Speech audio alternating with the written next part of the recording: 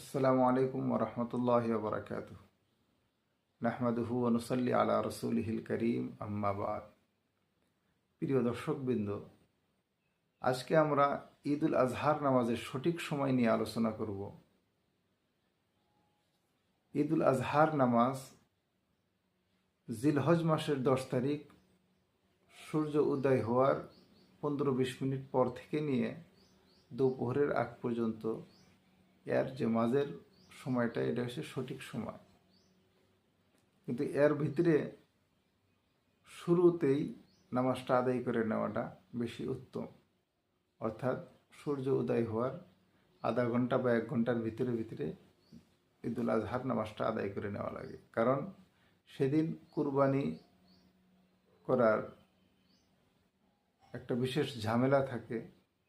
তো অনেক সময় দেখা যায় এই কুরবানির ঝামেলার জন্য মানুষ জোহরের নামাজের জামাতে শরিক হইতে পারে না। তো তাই সূর্য উদয় হওয়ার কিছু সময় পরেই ঈদুল আজহার নামাজটা পড়ে নেওয়া উচিত। যদি কোনো ব্যক্তি কোনো বিশেষ কারণবশতে জিলহজ মাসের 10 তারিখে ঈদুল আজহার নামাজ না পড়তে পারে, তো এক্ষেত্রে 11 তারিখ বা 12 তারিখেও ঈদুল আজহার নামাজ সে পড়ে নিতে পারে, কিন্তু সেক্ষেত্রে নামাজটা কাজা হবে। দ্বিতীয় আরেকটি মসলা হলো, যদি কোনো শহর বা টাউনের মানুষ বিশেষ কোনো কারণে কোনো সাম্প্রদায়িক দাঙ্গা বা কারফিউর কারণে ঈদুল আজহার নামাজ আদায় না করতে পারে, তো ওই শহরের মানুষ কুরবানির জন্য জাওয়াল পর্যন্ত অর্থাৎ দুপুর পর্যন্ত তারা অপেক্ষা করতে পারে।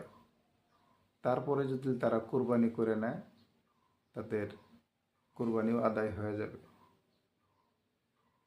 যদি কোনো ব্যক্তি এরকম শহরে, যে শহরে কারফিউ চলছে, জাওয়ালের আগেই যদি কুরবানি করে নেয়, অর্থাৎ দুপুরের আগেই যদি কুরবানি করে নেয়, তো এক্ষেত্রে ওই ব্যক্তির কুরবানিও গ্রহণযোগ্য হবে, ওই ব্যক্তির কুরবানিও আদায় হয়ে যাবে। তো আল্লাহ রব্বুল ইজ্জত আমাদের সবাইকে সঠিক নিয়ম অনুযায়ী ঈদুল আজহার নামাজ এবং কুরবানি করার জন্য তৌফিক নসিব করুক। আমিন। ওয়া আখিরু দাওয়ানা আনিল হামদুলিল্লাহি রাব্বিল আলামিন।